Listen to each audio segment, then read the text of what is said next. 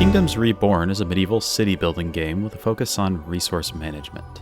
You inhabit a world apparently recovering from something called the Great Freeze, and it falls to you to start from nothing and build civilization again, facing cold, disease, hunger, and rival empires. Before I get more into the game, I would like to point out that I did receive this game for free, but I want to stress that there was no obligation for me to say anything in particular, to make a video in the first place, or even to play the game at all. So everything I say in this video is my own opinion, and I wouldn't spend the time making this video and sharing it with you if I wasn't interested in the game itself. And the game is really fun. There aren't discrete turns. Well, there kind of are, but not really. But it still had the one more turn syndrome that you might be familiar with, or the staying up until 3 a.m. playing City Skylines syndrome, which I'm sure a lot of you have experienced. I found that even when things got really bad in my city, I didn't want to abandon it, I didn't want to start over. I just wanted to keep playing and expanding and improving my city. The game revolves around managing your resources, both resources of the land and your people. There are different flavors to this. You can allocate laborers and builders and specialists to work in the buildings that you plop down. You can gather resources like wood, stone, and fish, which you can use to sustain your population, expand your city further, or these resources can be processed into luxuries like jewelry, or most importantly, beer. Beer and the other less important luxuries drive the progress of your civilization by upgrading the Sims' homes, which unlocks additional eras of the technology tree, leading to more resources, buildings, and all the other kind of stuff that you would expect from this kind of game. In my city, this mechanic ended up being kind of unbalanced, because I was able to accumulate science way faster than I could unlock the next eras and the tech tree, which really stalled my progress in terms of unlocking new things. Skill issue. But I didn't really mind that, because I was just having so much fun managing my city, anticipating and reacting to issues of supply and demand, paying attention to the aesthetics, and just kind of watching my Sims walk around. At first I went for what you might call a wider build. I expanded as quickly as I could get gold, and at least at first I solved my problems by plopping more buildings. And eventually I was even able to settle a second colony to farm weed, which is a thing in this game. No matter how you play the game though, it's dictated by what at first is a pretty stingy card system, which randomly assigns you a set of buildings that you can obtain after a certain amount of time has passed. So that was a nice challenge at first, and it added a little bit of randomness and flavor to building this city. But once I was able to build up an army and conquer all of the small city-states in the world, forcing them to kneel and pay me obscene quantities of gold or face annihilation, the card system turned into a convoluted way for me to get wild cards, which basically allow you to place whatever buildings you want, and also the always useful immigrant cards to open my borders up and inflate my population. The visuals, the way you have to react to the demands of your economy, the assignments of specialists, reminds me just a little bit of the game Old World, which is a fantastic game. So that's a good thing. I think you could take an alternative approach to my playstyle by playing more tall, going more slowly, making sure each building and piece of land is perfectly optimized, providing the most value it can to your city. And I think this game would have the tools to allow you to do that, and it rewards that kind of patience, which I really like. If you just hit the third arrow from the left, like we all do in City Skylines, you're not going to be remembered very well in the history books. And not every game rewards that kind of patience, so I appreciate that. The game was described to me as a blend of the games Anno and Banished.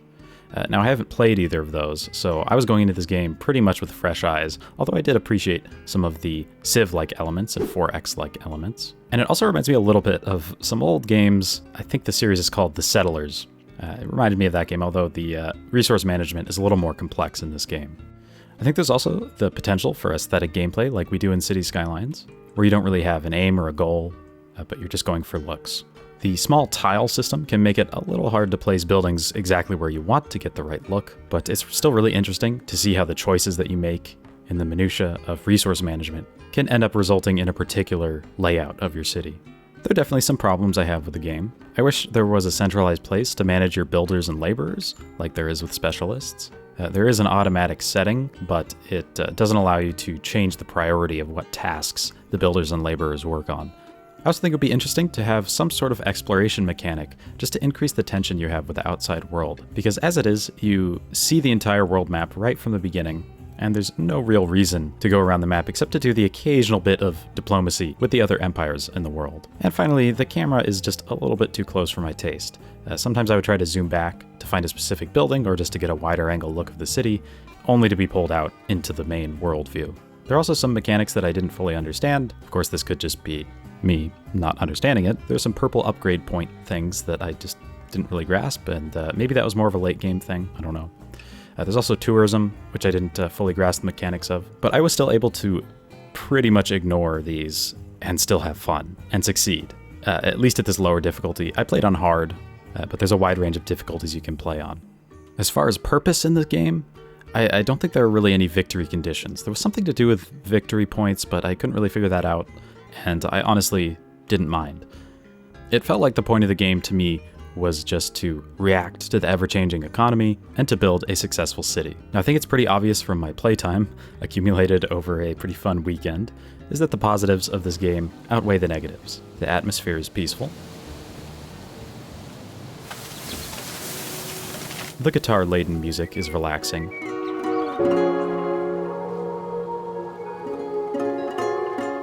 And is not played to exhaustion, which is refreshing. And the core gameplay, like I mentioned, is very fun. I think the best part about this game is when your economy finally starts to click, you pull back, and you see how the twists of fate and all your imperfect decision-making has led to this. That's the strength of this game. For both the positives and the negatives, do keep in mind that, as far as I understand, this game is made by a solo developer, and it's also in early access currently, and it has been for a while. And also keep in mind that I'm just a primate with a limited amount of time, so I might have missed something, I might have misunderstood some game mechanics, or something like that. And there are also things I had to leave out in this review. There are many other features. There are multiple civilizations that you can play as. There are options for trade and diplomacy and war. And they've even recently added multiplayer to the game, which I haven't had a chance to try out yet, although I will post a comment or something if I do, and tell you my thoughts about that. If you like the idea of starting from nothing, chopping wood, burning charcoal, brewing beer, and building a medieval city that can face the harsh winter, then I recommend you try this game. Now, of course, I normally make City Skylines videos, so this is a little different, but I really like this game and I wanted to share it with you, just in case you found it interesting. Let me know if you would like to see me do a playthrough of this game, or maybe some other similar game, like a 4X game, or some other kind of city builder. And also let me know if you have played this game and what you think about it. Thanks for watching. Bye-bye.